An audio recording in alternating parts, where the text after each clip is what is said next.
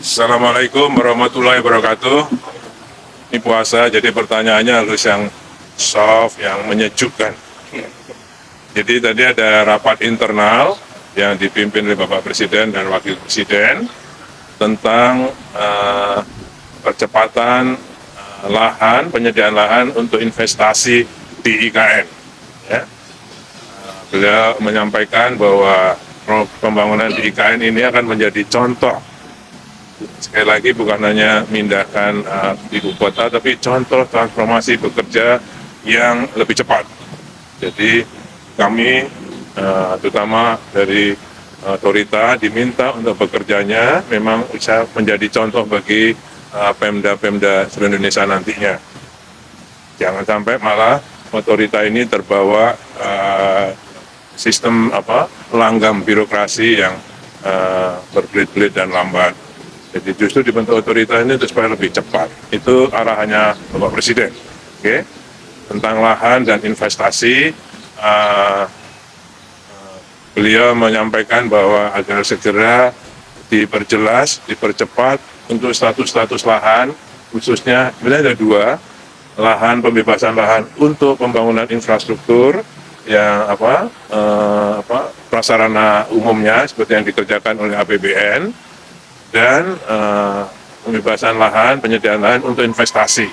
Tadi dibahas fokus di lahan investasi. Makanya tadi yang bicara cuma Pak Bambang dan Pak Agung sebagai Deputi Investasi. Oke?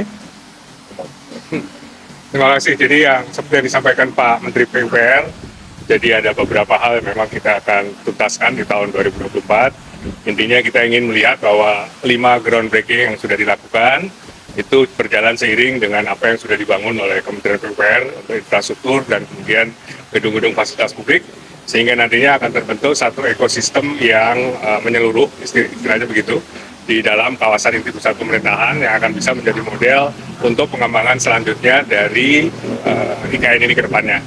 Jadi kalau kita ketahui bahwa sudah ada 5 kali groundbreaking, ya, dengan nilai mendekati 50 triliun, tepatnya 49,6 triliun. Sudah ada 32 kira-kira institusi yang sudah melaksanakan groundbreaking yang kelima. Tentu kita akan mewujudkan apa yang sudah di groundbreaking itu untuk diwujudkan sesegera mungkin. Nah, itu tadi yang kita juga lihat bahwa investasi ini perlu sesegera mungkin kita realisasikan di lapangan, ya, sehingga ekosistem tadi terbentuk. Jadi di samping istana, kemudian kantor-kantor menteri, infrastruktur yang dibangun oleh Kementerian PUPR dan sebagainya, tentu akan ada juga fasilitas-fasilitas untuk publik, sehingga kota itu bisa nantinya menjadi kota yang memang layak huni dan dicintai, ya, livable dan lovable. Saya kira itu tadi intinya, ya, Bapak, ya.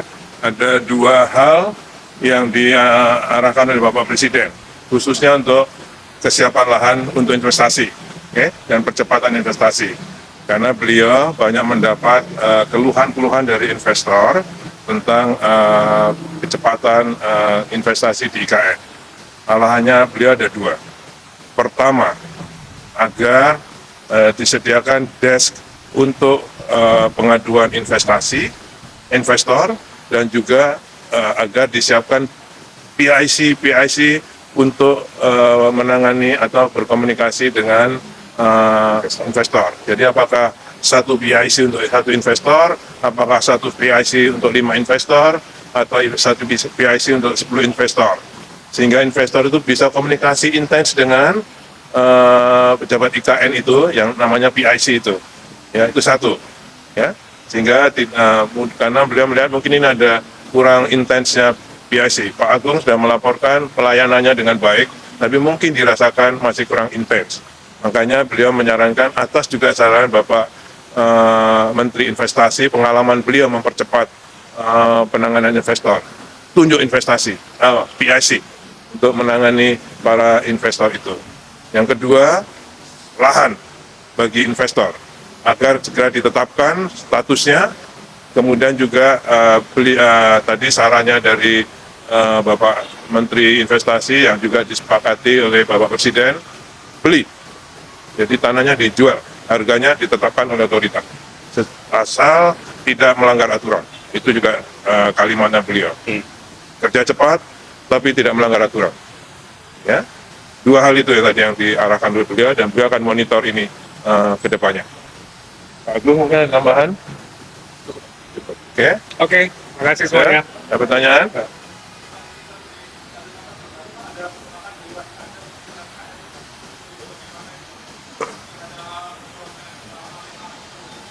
Saya kira kita prinsipnya semuanya harus lebih baik ya, penduduk Indonesia lebih baik. Jadi komunikasi intens sedang berjalan di lapangan.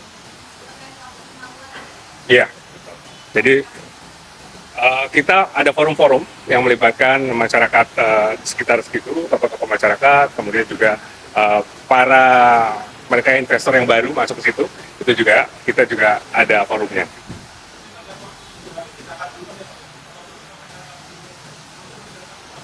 Enggak, saya kira prinsipnya sekali lagi kita tidak akan mengusung semena-mena ya, dan komunikasi itu berjalan sekarang.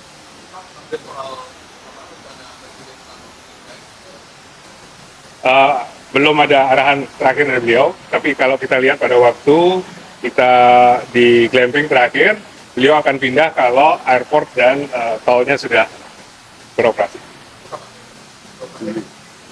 Kami rencanakan kalau air, yang penting kan juga tidak hanya airport dan tol, tapi juga air. Air kita rencanakan sudah bisa masuk bulan Juni. Oke, yang kedua tol bisa masuk bulan Juli. Ya, Juli. Kalau airnya Juni, ya. Airport sekitar Juli bisa. Nah, sehingga itu, karena kalau ada airport ada tol nggak ada air nggak bisa. Jadi pertama air dan airport, dan itu akan insya Allah Juli sudah siap. Makanya nanti 17 Agustusan insya Allah bisa dilakukan di sana, dan beliau akan berkantor di sana.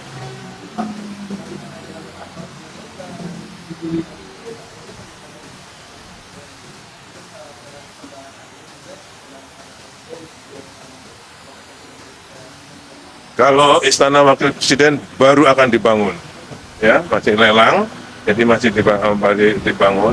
Kalau kantor Presiden, Istana Presiden, insya Allah sudah siap pada bulan Juli itu. Desainnya berubah.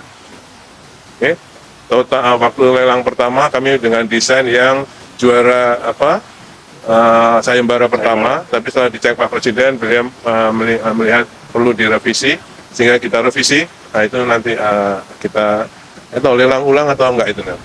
Tapi baru akan dimulai. Ini tahun ini.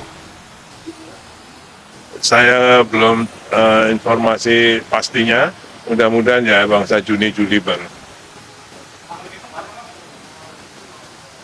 Ya saya kira setahun. Ya. Ada pemberitaan soal Stanford ini akan membangun kampus di KMA, tapi dalam MOU yang disepakati di Stanford sendiri disebutkan hanya akan membuat research center di Jepang. Tidak ada pembahasan mengenai itu. Jadi Stanford itu sudah berproses cukup lama. Dari September pada waktu DIN-nya, dekannya datang ke kita, mereka memberikan satu letter of intent, ingin membangun ya. Kemudian ditindaklanjuti pada waktu kunjungan Presiden ke kampus Stanford University. Intinya adalah memang kita ingin membangun pusat riset dulu. Karena untuk membangun universitas itu kan butuh banyak hal ya. Gitu ya. Jadi kita mulai dengan riset, dan untuk riset ini kita bekerja sama dengan alumni Stanford. Jadi nanti yang insya Allah akan membangun fisik gedungnya itu alumni Stanford. Nah, kemudian nanti knowledge-nya, risetnya segala macam akan dimulai segera setelah gedungnya itu jadi. Dan tidak hanya Stanford yang akan membangun, ada beberapa universitas lain yang akan membangun juga research center. Jadi kita akan fokus kepada research center, walaupun ada beberapa universitas yang memang akan membangun universitas. Nanti pada waktunya kita siap. Oke, terima kasih. Nanti kita Assalamualaikum. ya, terima kasih semuanya.